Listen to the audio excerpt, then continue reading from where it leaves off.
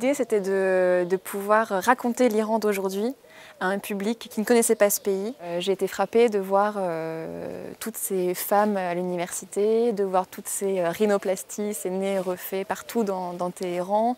J'avais envie de raconter tout ça à des gens qui ne connaissent pas ce pays. L'Iran, c'est un pays très difficile, avec une pression permanente, les services de renseignement qui sont à tous les coins de rue. Et en même temps, c'est un pays, je dirais, c'est une nation de poètes.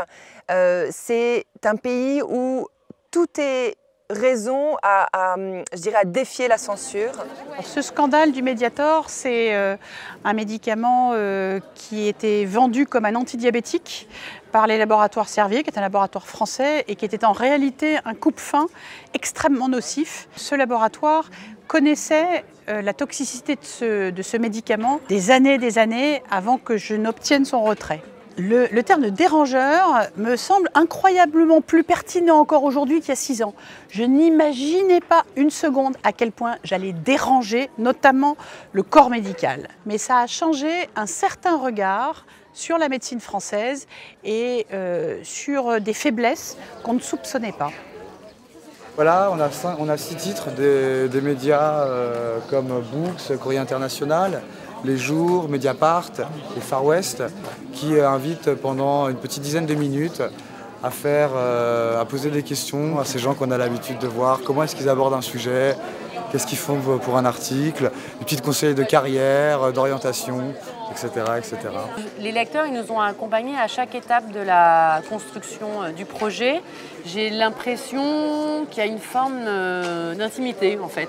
Ici, par exemple, à Couture, j'ai rencontré beaucoup de gens qui avaient une forme de fierté à me dire alors moi, je suis là depuis le début, hein, dès que vous l'avez annoncé.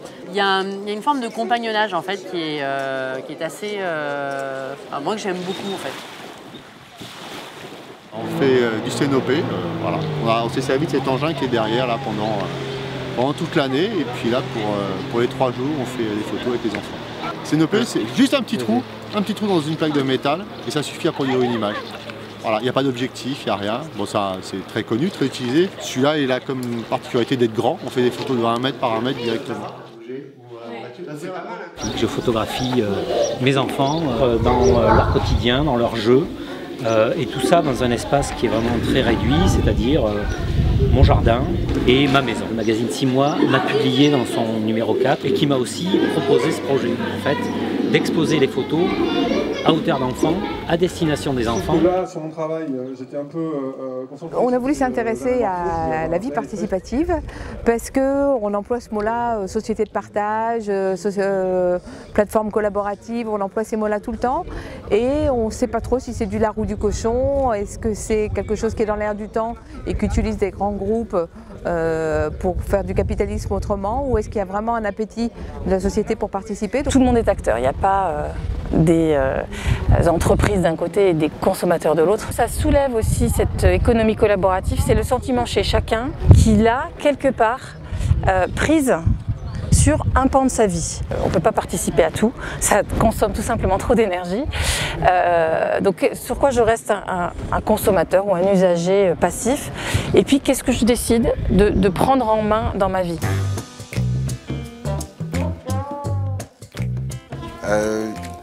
Quand je suis arrivé ici et que j'ai entendu des gens parler, je me suis posé des questions quelquefois. Et il y a quelque chose qui est très bien, c'est qu'il y a une proximité. On peut avoir l'intervenant, lui poser des questions à côté d'un café, et avoir des choses en plus. Donc c'est profond. On est dans un cadre exceptionnel. Les gens sont beaucoup plus relax. La façon d'expliquer n'est pas professorale, mais elle est amicale. On dirait qu'on est tous les uns à côté des autres. On en sort plus bronzé et plus intelligent.